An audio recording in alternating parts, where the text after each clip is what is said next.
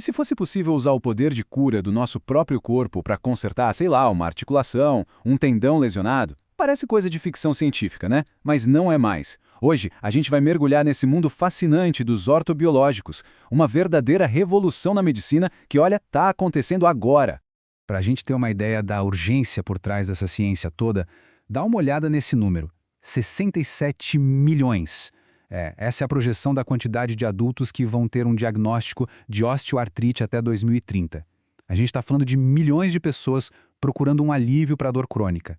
E é exatamente aí que os ortobiológicos aparecem como uma nova esperança, sabe? Tá, mas o que são exatamente os ortobiológicos? Bom, de um jeito bem simples, é a ciência de usar substâncias que já estão no nosso corpo, tipo células, fatores de crescimento, para dar uma turbinada na cura de lesões músculo-esqueléticas. É uma abordagem que promete revolucionar o tratamento para todo mundo, viu? De atletas de elite a, bom, qualquer um de nós. Olha só o nosso roteiro para essa exploração. Primeiro, a gente vai entender a base de tudo: curar com o nosso próprio corpo. Depois, vamos entrar nos detalhes de tratamentos como o famoso PRP e o concentrado de medula óssea. Aí, vamos desvendar o que realmente significa essa história de célula-tronco, dar uma espiada no futuro com a engenharia de tecidos e, no final, a gente chega a um veredito. Afinal, qual é a real dos ortobiológicos hoje em dia? A ideia central aqui é radical e, ao mesmo tempo, muito simples. Pense assim, o corpo humano tem uma farmácia interna. O grande desafio e também a grande promessa dos ortobiológicos é descobrir como acessar essa farmácia, concentrar os remédios certos e levar eles para o lugar exato da lesão. Beleza? Vamos agora para o tratamento que basicamente colocou os ortobiológicos no mapa, o PRP. Muita gente já deve ter ouvido falar, principalmente por causa de atletas, né? Mas o que tem exatamente dentro daquela seringa? É isso que a gente vai ver agora. Então, do que é feito o PRP? Olha, o processo todo começa com o sangue da própria pessoa. Esse sangue é processado e o que a gente consegue é um concentrado superpoderoso de plaquetas. E essas plaquetas liberam tipo um coquetel de fatores de crescimento e outras moléculas. É como se a gente pegasse a melhor equipe de reparo do corpo e mandasse ela direto para o canteiro de obras da lesão. Mas atenção aqui, porque esse é um ponto crucial. Nem todo PRP é igual. Longe disso, existe uma diferença gigante.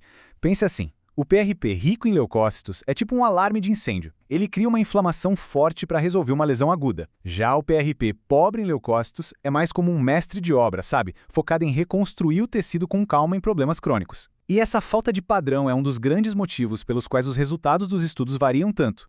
E isso nos leva ao grande dilema dos ortobiológicos.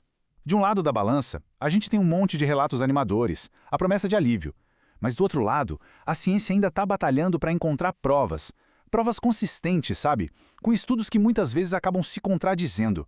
Essa citação aqui, ela resume perfeitamente o problema. Pensa só. Sem um protocolo padrão, sem uma receita de bolo para preparar e aplicar o PRP, cada estudo acaba sendo um experimento único. E aí fica quase impossível comparar os resultados e dizer com certeza o que funciona melhor, para que tipo de lesão, para que tipo de pessoa. Ok, se o PRP vem do sangue, o próximo passo nessa busca por poder de cura nos leva a um lugar bem mais profundo, a medula óssea. Agora a gente vai conhecer o BMAC, que é um tratamento, digamos, mais complexo e também mais promissor.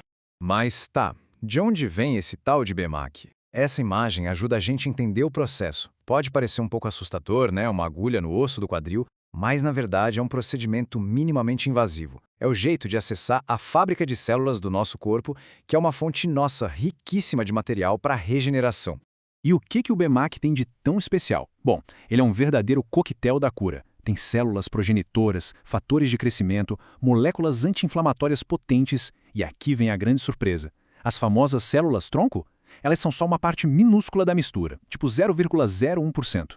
A verdadeira mágica do BMAC parece que não está em um ingrediente só, mas na sinergia, no trabalho em equipe de todos esses componentes. Vamos falar de célula-tronco. Essa palavra gera um entusiasmo enorme, mas vamos ser sinceros, gera também muita confusão.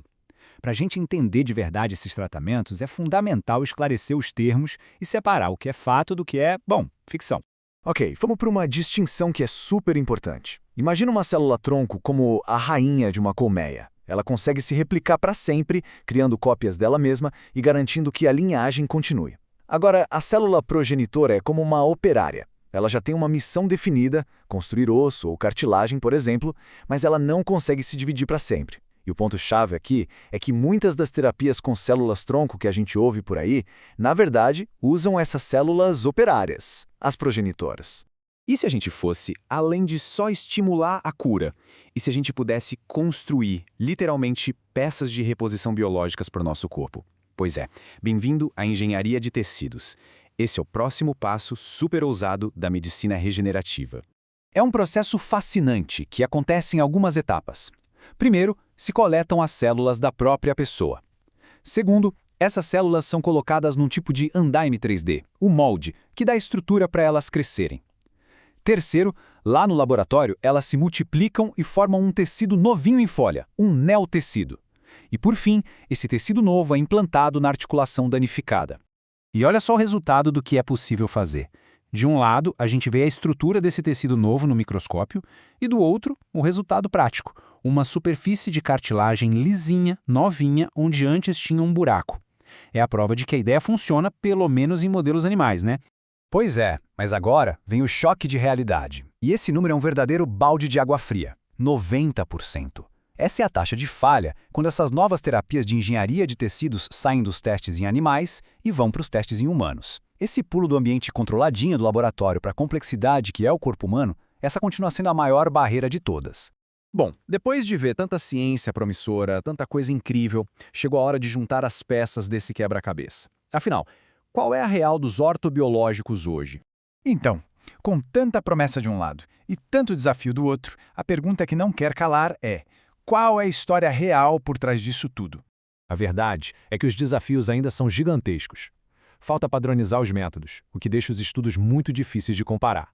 Faltam testes clínicos grandes com muita gente, para ter certeza dos resultados. E, talvez o mais importante, falta tempo para saber se esses reparos biológicos realmente duram. O caminho para ter respostas definitivas, ele ainda é bem longo. E a gente termina com essa reflexão que é bem poderosa. Talvez o futuro da cura não esteja num frasco de remédio que a gente compra na farmácia. Talvez ele já esteja aqui, dentro da gente, correndo nas nossas veias, guardado nos nossos ossos. A grande jornada da ciência agora é decifrar um manual de instruções para a gente conseguir liberar todo esse potencial. Valeu por acompanhar a gente nesta análise.